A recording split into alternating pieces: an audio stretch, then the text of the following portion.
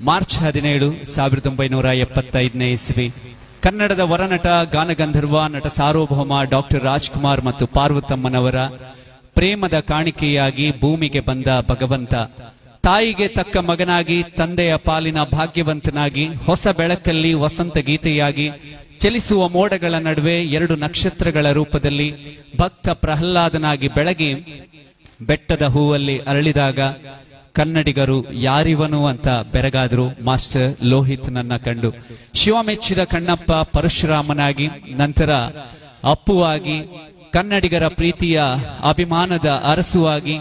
ಆಕಾಶದಷ್ಟು ಪ್ರೀತಿಯನ್ನ ಪಡೆದ ನಮ್ಮ ಬಸವ ಅಶ್ವಿನಿಯವರ ಪಾಲಿನ ರಾಮಾಗಿ ಬಿಂದಾಸ್ ಹುಡುಗರ ನಡುವೆ ಜಾಕಿಯಾಗಿ ಮಿಲನದ ಮೈತ್ರಿಯಲ್ಲಿ ಯಾರೇ ಕೂಗಾಡಲಿ ನನ್ನ ಪವರ್ ನಿನ್ನಿಂದಲೇ ಅಂದ ಅಭಿಮಾನಿಗಳ ಪಾಲಿನ ದೊಡ್ಡಮನೆ ಹುಡುಗ ಕರ್ನಾಟಕದ ಯುವರತ್ನ ನಮ್ಮೆಲ್ಲರ ಪ್ರೀತಿಯ ರಾಜಕುಮಾರ ಗಂಧದ ಗುಡಿಯಲ್ಲಿ ನಗುವಿನ ರಾಯಭಾರಿಯಾದ ಅಣ್ಣ ಬಾಂಡ್ ಬದುಕಿನ ಚಕ್ರವ್ಯೂಹದಲ್ಲಿ ಪರಮಾತ್ಮನಾಗಿ ಅದೆಷ್ಟೋ ಜನರಿಗೆ ಲಕ್ಕಿ ಮ್ಯಾನ್ ಅನಿಸಿದ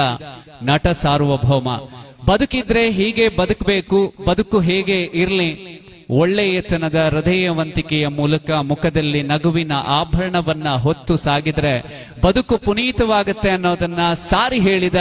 ಕರ್ನಾಟಕದ ಕೋಟ್ಯಾಂತರ ಜನರ ಹೃದಯ ಮಂದಿರದ ಸಿಂಹಾಸನದ ಅಭಿಮಾನದ ಚಕ್ರವರ್ತಿಯಾಗಿ ಅಜೇಯನಾಗಿ ನಮ್ಮೆಲ್ಲರ ಉಸಿರಲ್ಲಿ ಸದಾ ನೆನಪಾಗಿರುವ ಪಾಪ್ ಸ್ಟಾರ್ ಪುನೀತ್ ರಾಜ್ಕುಮಾರ್ ಅವರ